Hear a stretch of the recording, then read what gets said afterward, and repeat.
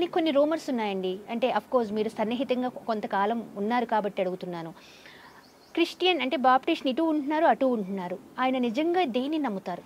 ఆయన ఆయన లోపటనే అది సింబల్ ఉంటుంది క్రిస్టియన్ది, హ్మ్.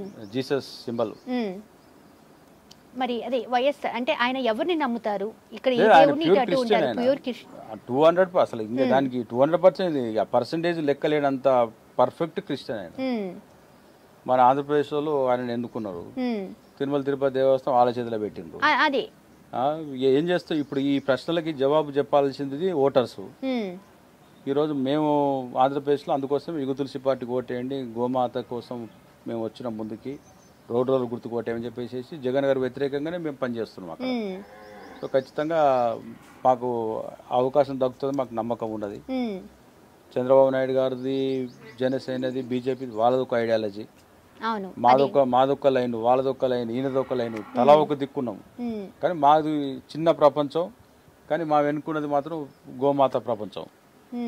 ఈ మేము గోవునే బేస్ చేసుకుని బతుకుతున్నాం. మాకు ఇంకా వేరే ఆలోచన లేదు, వేరే ఆలోచనలు రాను కూడా రావు. మాకు ఒక్క అవకాశం గోమాతకి ఏమైనా అడుగుతుంది తప్ప మా అభ్యర్థికి ఏమైనా ఏమో కోరుకుంటలేవు. దానివల్ల ఏంటంటే గోవుకు ఆల్రెడీ ఉన్న చట్టాలను ఇంప్లిమెంట్ చేయడానికే చట్టసభలో మాట్లాడగలుగుతాం. గోవు నుంచి వచ్చేటువంటి ప్రతిదీ కూడా సామాన్యునికి అందజేయగలుగుతాం. ఒక పేదవాడి కుటుంబంలో కూడా గోవును మేము సాదుకుంటామంటే ఉచితంగా గోవు ఇచ్చేటువంటి పని చేయగలుగుతాం. సో పెన్లో మనకు పెన్ పవర్ దొరికితే పని చాలా జరుగుతుంది. అక్కడ జోబులో వాళ్ళు పెన్ను పెట్టుకొని వాళ్ళ స్వార్థం కోసం వాడుకుంటున్నారు.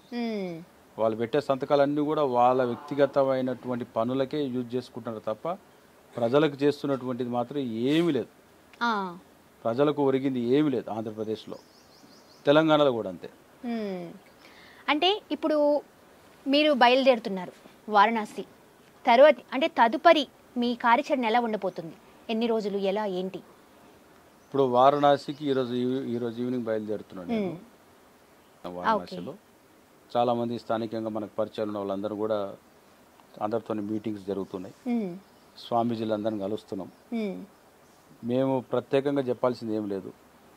ఇంతకుముందు మీకు ఫస్ట్లో చెప్పా ఇంటర్వ్యూలో, 2021లో దేశవ్యాప్తంగా స్వామీజీలు హిందీలో నరేంద్ర మోడీ గారికి తెలుగులో రాస్తే అర్థం కాదని చెప్పేసి ఒక స్వామీజీ చెప్తే వాళ్ళే హిందీలో ట్రాన్స్లేట్ చేసి వాళ్ళే హిందీలో తయారు చేశారు. హిందీలో రాసినటువంటి 2 పేజీల పత్రాన్ని 3 పేజీ సంతకాల పత్రం, ఈ 3 పేజీల పత్రం వాళ్ళకి ఇస్తే వాళ్ళకి చదువుకుంటారు, అర్థమైపోతుంది. గోమా సమ్మేళనంలో ఏం తీర్మానం చేశాం తిరుపతిలో. ఆ పేపర్ చదివినాక అందరూ కూడా అయ్యే సచ్చే కర్ణ చయ్యే కైకునే కర్రే నరేంద్ర మోడీ అని చెప్పేసి వాళ్ళు కూడా చర్చ స్టార్ట్ అయింది. ఆ చర్చ మెల్లగా నరేంద్ర మోడీ వరకు రీచ్ అవుతుందని చెప్పేసి మేము ఆశిస్తున్నాం. సో అల్టిమేట్గా గోమాత ఈ భూమాతకి అవసరం కాబట్టి మేము ఆ దిశగా అడుగులేస్తున్నాం. దేశంలో ఎక్కడ కూడా గోహింస జరగకూడదు, గోహత్య జరగద్దు అనేటువంటి ఆలోచనతో యుగ తులసి పనిచేస్తున్నది. పులికున్న చట్టాలు, మనిషిని తినేటువంటి పులిని ఈ జాతీయ జంతువుగా ప్రకటించారు, గోమాతని జాతీయ ప్రాణిగా ప్రకటించమని మేము కోరుతున్నాం. దాన్ని గోమాతని మన పశువు కింద కూడా మానలేము. గోమాతని జాతీయ ప్రాణిగా ప్రకటించాలంట. సకల దేవతా స్వరూపమైన మన గోవు జాతీయ ప్రాణిగా ప్రకటించాలనేటువంటి ప్రధాన అంశంగా ఈరోజు వారణాసిలో పనిచేస్తాం. సో అది ఎంత మేరకు రిజల్ట్ వస్తుంది అన్నది భగవంతునికి వదిలేస్తాం. అక్కడ కాశీ విశ్వనాథుడు ఉన్నాడు, ఇక్కడ వెంకటేశ్వర స్వామి ఉన్నారు, ఇక ముక్కోటి దేవతలు గోవులన్నీ ఎదురు చూస్తున్నాయి. మాకు మంచి రోజులు వస్తాయి వారణాసికి వెళ్తున్నందుకు. సో ఫైనల్గా మీరు ఏం చెప్తారు ప్రజలకు కానీ, మీకు జాయిన్ అయ్యే మీ అభ్యర్థులకు కానీ, ఎవరికైనా మీరు ఏం చెప్పబోతున్నారు? ఉభయ తెలుగు రాష్ట్రాల్లో అదేవిధంగా దేశవ్యాప్తంగా కూడా ఎక్కడి లేని విధంగా గోహింస జరుగుతున్నది. ఎక్కడ చూసినా కూడా అక్రమంగా గో రవాణా జరుగుతున్నది. ఎటువైపు చూసినా బీఫ్ షాపులు, బార్లు, వైన్ షాపులే చూస్తున్నాం. ఇవన్నీ కూడా మానవాళికి చాలా ప్రమాదకరమైనటువంటిది. మనమందరం కూడా ఆనందంగా ఆరోగ్యంగా జీవించాలి అంటే ఆవు మన మధ్యలో బ్రతకాలి.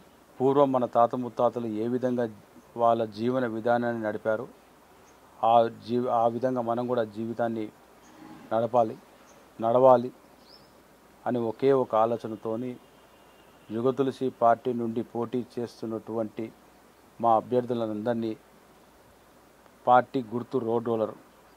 ప్రతి ఒక్కరు కూడా మా దేహం మా ప్రాణం గోమాత కోసం అని పనిచేస్తున్నారు. ఎవ్వరికి ఎటువంటి స్వార్థపూరితంగా నిస్వార్థంగా అనే ఆలోచనలు లేవు వాళ్ళకి. చాలా క్రిస్టల్ క్లియర్గా నిజాయితీగా కమిట్మెంట్తోని నియమ నిబంధనలు కట్టుబడి యుగతులసి చెప్పినటువంటి ఏదైతే రూల్స్ అండ్ రెగ్యులేషన్స్ ఉన్నాయో మా పార్టీ లైను, ఆ పార్టీ లైన్ ప్రకారం పోటీ చేస్తున్న అభ్యర్థులందరికీ కూడా ఖచ్చితంగా ఆదరించి ఓటర్లు పెద్ద ఎత్తున వాళ్ళని గెలిపించాలి ఓట్లు వేసి అని చెప్పేసి మేమందరం రిక్వెస్ట్ చేస్తున్నాం. ఖచ్చితంగా గోమాతకు అవకాశం ఏంటని కోరుతున్నాం.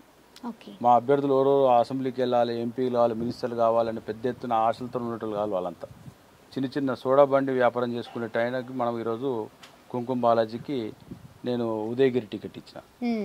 పొద్దున్న లేస్తే సాయంత్రం కల్లా 1000 రూపాయలు తీసుకుపోయి ఇంట్లో ఇస్తాడు ఆయన. అలాగే గోమాత ధర్మం పట్ల చాలా కమిట్మెంట్గా పనిచేస్తాడు. అలాంటి వారికి టికెట్ ఇవ్వాలనే ఉద్దేశంతో టికెట్ ఇచ్చారు. సో ఇలాంటి వాళ్ళు ఎవరు ముందుకు వచ్చినా టికెట్లు ఇస్తాం. ప్రధాన రాజకీయ పార్టీలు టికెట్లు ఎవరికి ఇస్తుంది, ఎవరి దగ్గర ఎంత డబ్బు ఉన్నది, ఎన్ని కోట్లు ఖర్చు పెడతావు, ఓటుకి ఎంత ఇస్తావు, వానికి టికెట్ ఇస్తాను వీళ్ళు అంటున్నారు. మేము గోమాత కోసం ఎంత ప్రచారం చేస్తావు, గోరక్షణ కోసం గో సంరక్షణ కోసం ఎంత కమిట్మెంట్గా పనిచేసే వాళ్ళకి టికెట్లు మేము ఇస్తున్నాం. సో నక్కకి నాగులోకానికి ఉన్నంత డిఫరెన్స్ ఉన్నది.